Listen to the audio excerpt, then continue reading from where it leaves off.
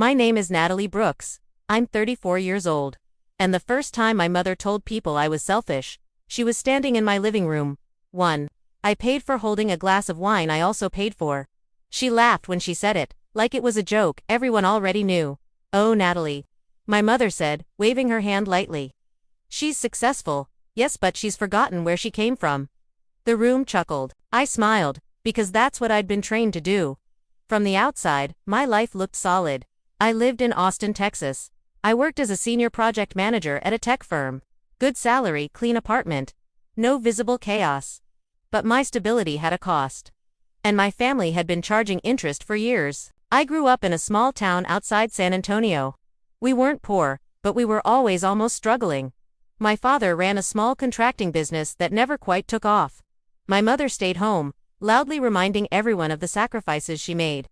And then there was my younger brother, Evan. Evan was finding himself well into his 30s. When Evan dropped out of college, it was because the system wasn't built for creative minds. When Evan lost jobs, it was because bosses felt threatened. When Evan needed money, it was because family helps family.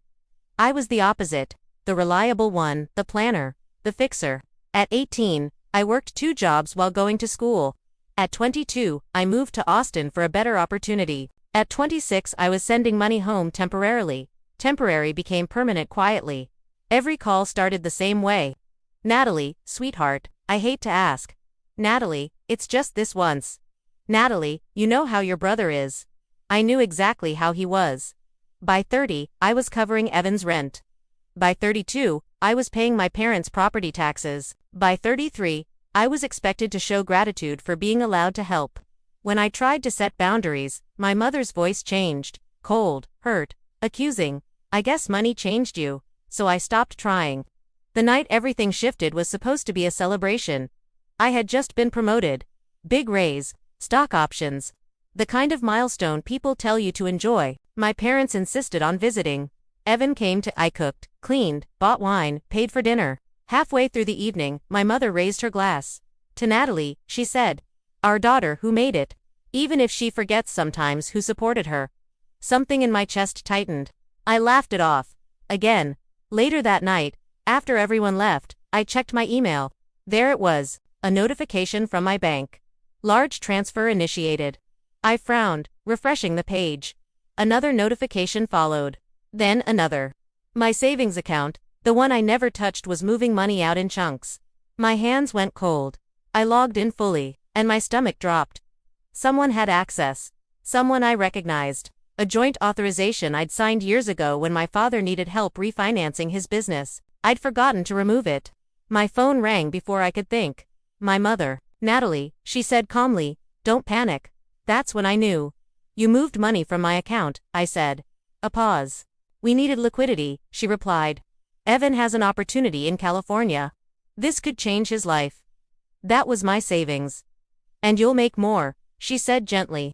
You always do. I sat down on the floor. You didn't ask. You would have said no, she replied. And that wouldn't be fair. Something inside me shifted, not loudly, not dramatically. It settled. I want it back, I said. Her voice hardened instantly.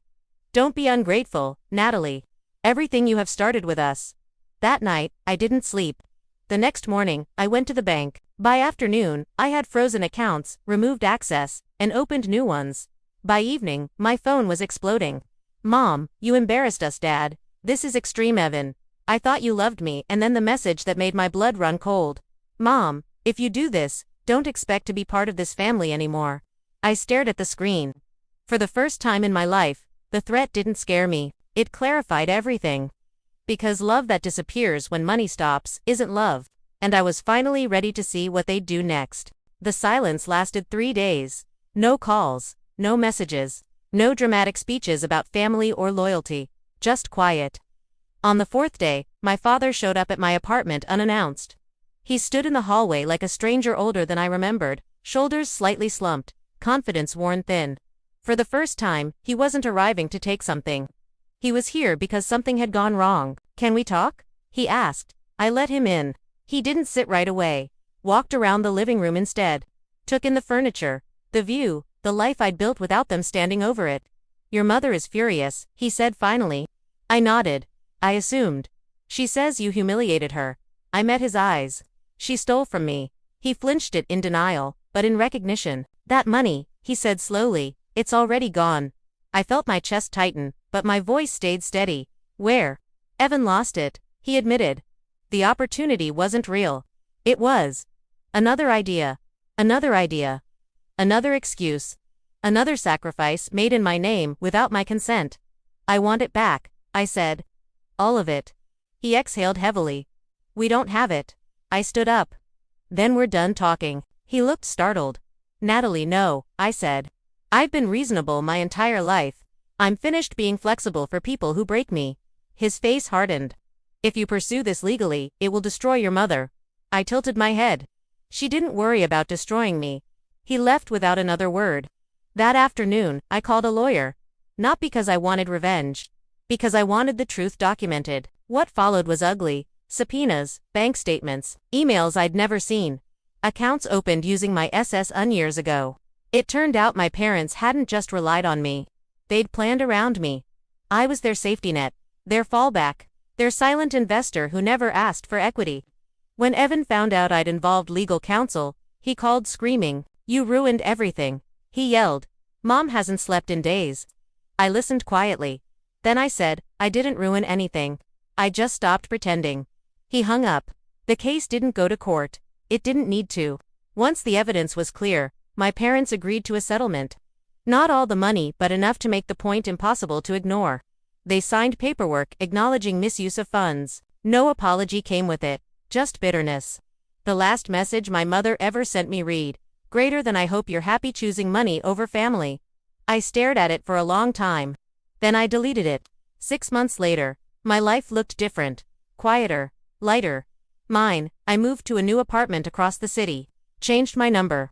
Took a long delayed vacation, alone, no guilt, no explanations. For the first time, my money stayed where I put it. So did my energy. I still thought about them sometimes. Not with anger but with clarity. I finally understood something I'd never been allowed to say out loud.